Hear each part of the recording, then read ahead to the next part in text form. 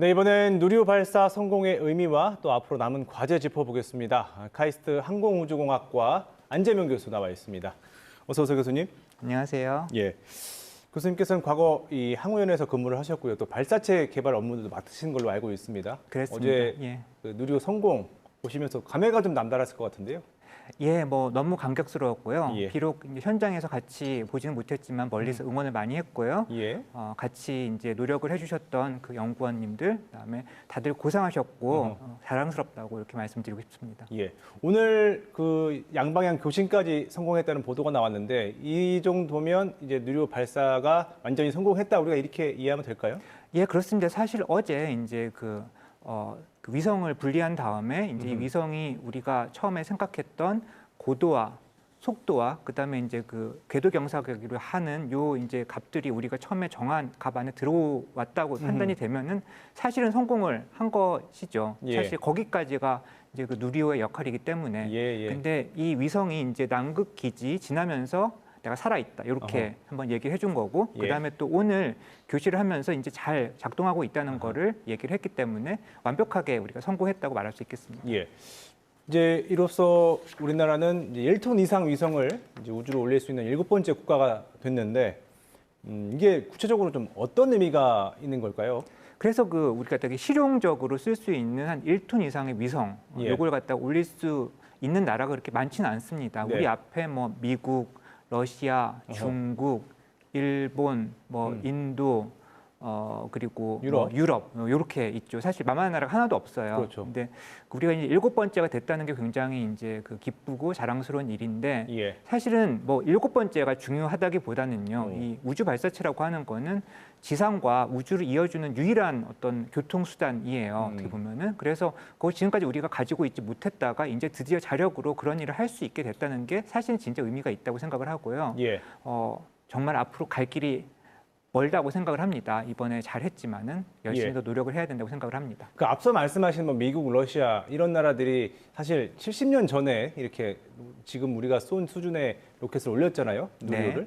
누리호 같은 수준에. 예. 자, 이런 나라들과 지금 우리나라의 그 기술 차이는 어느 정도라고 보면 될까요? 그래서 지금 누리호의 어떤 이제 기술 수준을 생각을 해보면요, 이 누리호가 이제 가지고 있는 역량 이런 걸 생각을 해보면은 이 발사체의 어떤 이제 엔진 요 종류 이런 거 좀 다르지만 현재 ESA 유럽 우주기구에서 이제 운영을 하고 있는 베가라고 하는 발사체, 이게 지금 2012년에 이제 개발을 해가지고 발사를 한 발사체인데요. 예. 얘 정도의 수준을 가지고 있습니다.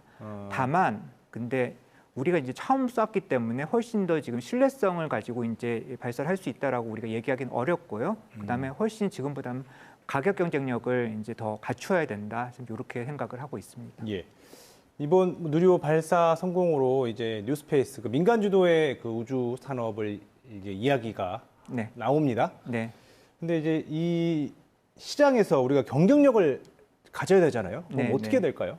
그래서 지금 뭐 우리가 뉴스페이스 얘기가 나오지만은 사실 시장이 얼마나 더 커질 거냐, 저는 거기에 대해서는 굉장히 긍정적이라고 생각을 합니다. 네. 그래서 우리가 뭐 우리나라만 생각할 게 아니고 세계를 생각을 해보면은 우주 관련된 활동들은 점점 계속 늘어나고 있는 건 사실이고, 그래서 우리가 시장이 굉장히 커질 수 있다는 생각은 하고 있고, 다만 이제 경쟁력을 가지기 위해 가지고 아까 말씀드린 어떤 가격 경쟁력을 낮추고 신뢰성을 높이는 게 우선 하나가 되겠죠. 예. 근데 그것만이 아니고요. 예. 사실은 이제 우주에서 할 수 있는 일은 굉장히 많기 때문에 우리가 다른 나라에서 하는 거 말고도 우리가 이제 조금 더 창의성을 가지고서 이제 할 수 있는 것을 찾아가지고 어떻게 보면 새로운 시장을 연다든지 이런 일을 하는 거가 굉장히 의미가 있다고 생각을 합니다. 사실 지금까지는 정부 주도로 연구를 해왔고 개발을 한 건데요. 네. 그러니까 뉴스페이스라고 하면 민간 기업들이 여기에 뛰어들도록 해야 될 텐데 그렇죠. 어떻게 유인해야 될까요?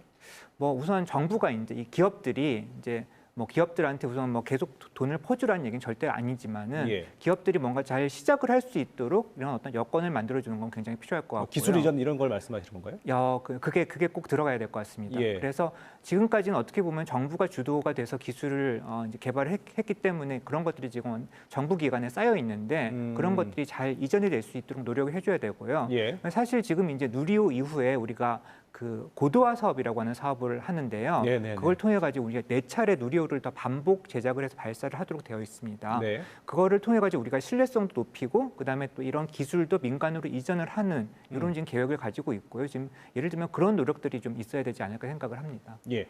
끝으로 한번 이 질문도 한번 드려보겠습니다. 지금 현 정부가 항공우주청 설립을 약속을 했습니다.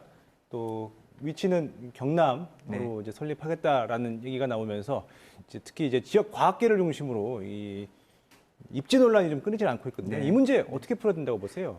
굉장히 말씀드리기 조심스러운 문제지만은 예. 제 생각을 말씀드리면 지금 항공우주청의 어떤 입지가 아니라 예. 도대체 이 항공우주청이 어떤 역할을 해야 되나 아하. 사실 이런 논의가 지금 돼야 되는 그런 시기가 아닌가 이렇게 생각을 합니다. 현재는 그런 논의가 없었다는 거죠? 현재 지금 그런 논의가 이제 그 모든 게 지금 입지에 묻혀가지고 음흠. 지금 그런 논의가 잘 되고 있지 않다는 게 굉장히 안타깝고요. 사실, 예. 예를 들면은 항공우주청이면 어떻게 이제 큰 그림을 그릴 수 있을 것인지, 어떻게 이 부처 간의 어떤 그 이견들을 잘 조율할 수 있을 것인지, 이런 거에 대한 논의가 사실 되어야 된다고 생각을 하고 지금 입지 논의는 사실 그 다음 문제가 아닌가 이렇게 좀 원론적이지만은 이런 답변을 드려봅니다. 예, 중요한 주제 좀 짚어주신 것 같습니다. 오늘 말씀 여기까지 듣겠습니다. 교수님 고맙습니다. 감사합니다.